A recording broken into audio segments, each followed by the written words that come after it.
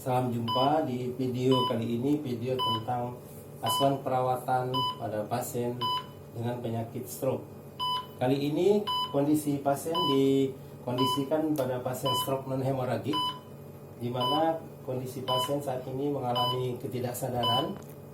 Nah, untuk tahap awal kita melakukan proses perawatan sebagaimana biasa.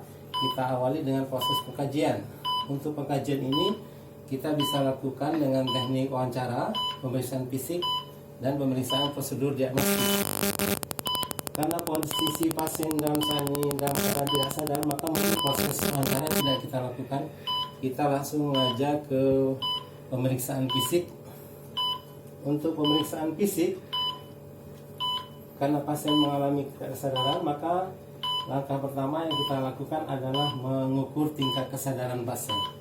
Namun sebelumnya, sebagaimana biasa, walaupun pasien tidak sadar, kita harus tetap kontrak waktu. Namun kita kontrak waktunya adalah kepada keluarga pasien, dan komunikasi tetap harus kita lakukan kepada pasien walaupun pasien tidak sadar. Ibu, kita mau melakukan pemeriksaan fisik. Ibu melakukan pemeriksaan tingkat kesadaran. Ya, mudah-mudahan ibu bisa mendengar walaupun tidak sadar. Sebelum kita melakukan prosedur pemeriksaan fisik, kita harus mempersiapkan alat-alatnya. Alat-alatnya berupa fine light, ya, untuk nanti memeriksa daripada pupil, refleks pupil, kemudian stetoskop untuk mendengarkan bunyi napas. Sementara untuk pemeriksaan tensimeter, suhu sudah ada di monitor vital sign. Jadi itu yang kita siapkan. Sebelumnya kita akan cuci tangan dulu. Ya. Untuk cuci tangan kita siapkan hand sanitizer.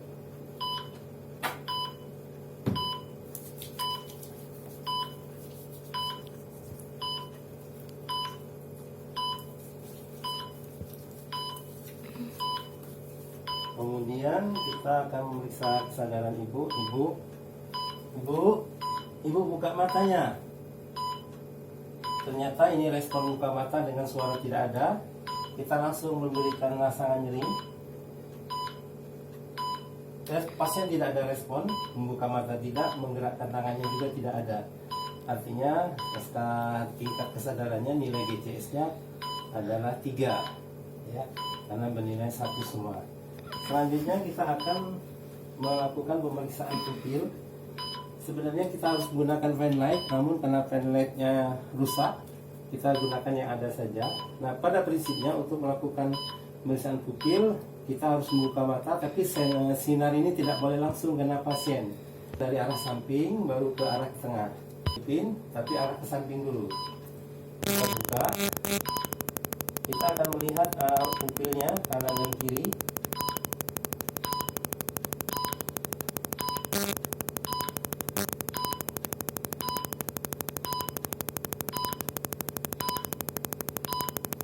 Ya, ini pupilnya masih bagus, isopor kanan dan kiri.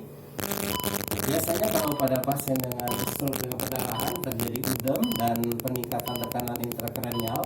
Kalau tekanannya sangat kuat sehingga menekan daripada batang otak, maka nanti pemeriksaan pupil itu biasanya akan terjadi anisopor atau kedua-duanya fine light, ya, pupilnya hanya fine light, pinpoint.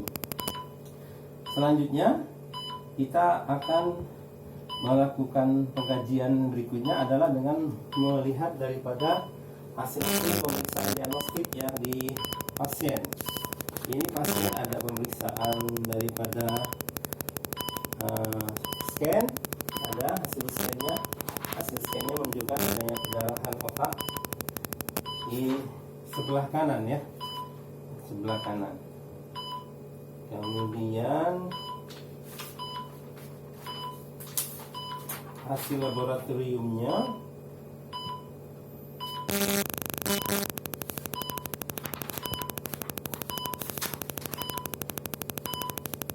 HB-nya masih bagus, 13, leukosit-nya agak tinggi, 15.300, hematokritnya 37, eritrositnya 47.000, trombositnya 150.000. Ini normal. Kemudian kadar kalium juga, wah ini gula puasanya ya, gulanya sewaktunya tinggi 200 lebih.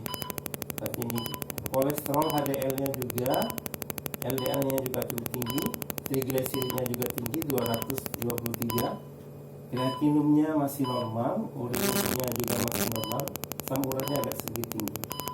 Sementara untuk terapinya pasien ini mendapat infus aserin, kemudian ada pemberian manitol untuk menurunkan tekanan intrakranial, pemberian stikolin untuk memberikan metabolisme sel-sel otak, kemudian ada simvastatin, nifedipin, ya.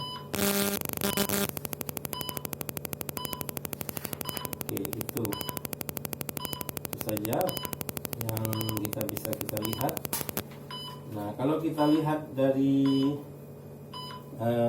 kesadaran pasien terjadinya seperti ini, kalau bisa efeknya terjadi kelumpuhan ya.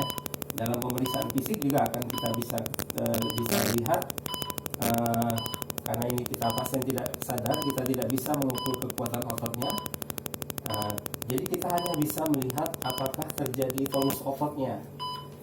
Pada pasien yang stroke-nya sangat terjadi kelumpuhan, maka tonus otot akan sangat lembek, klasik ya.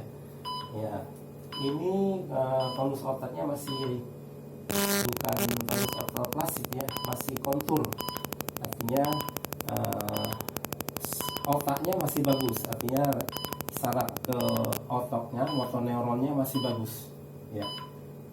Nah, kalau kita lihat kondisi pasien seperti ini, pasien terpasang infus, terpasang kateter, ya, pasien juga tidak mendapatkan nutrisi karena mengalami kesadaran, masalah perawatannya bisa banyak sekali, ya.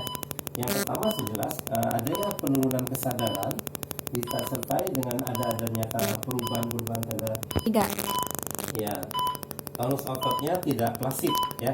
Masih agak kontur ya, masih artinya sarafnya masih bagus, artinya motor neuronnya masih bagus ya, antara daripada anggota tubuh.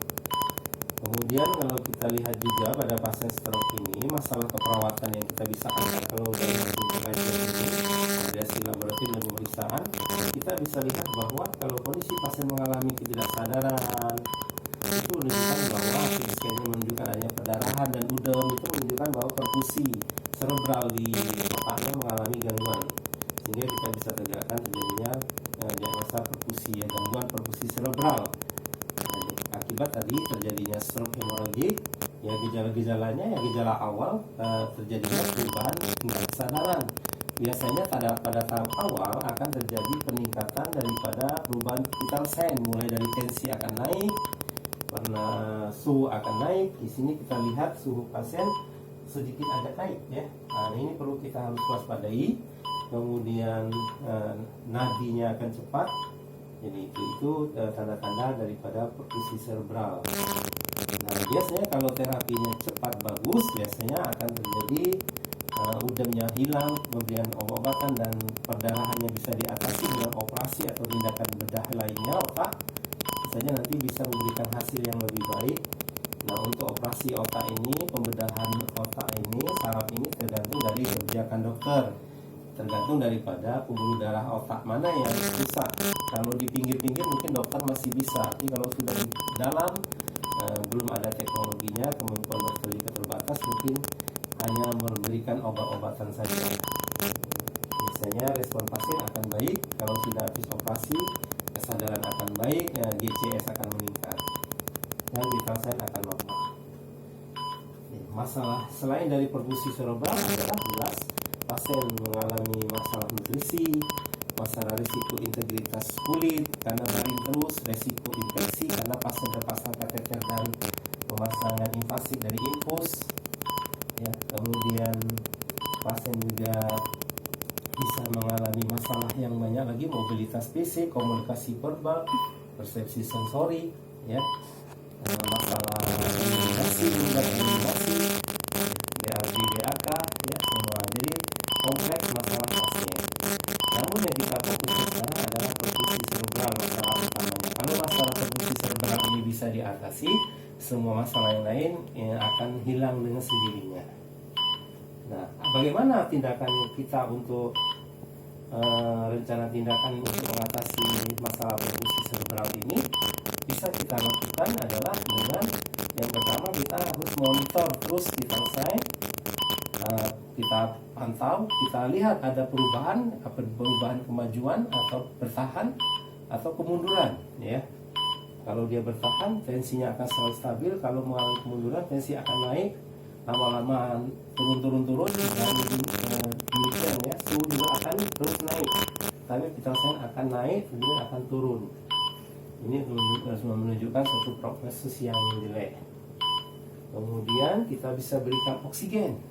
Dengan pemberian oksigen, maka kebutuhan sel-sel otak untuk oksigen ini akan terpenuhi. Kemudian kita berikan obat-obat kolaborasi dengan dokter, obat-obat untuk menurunkan udem dan obat-obat untuk meningkatkan metabolisme sel-sel otak.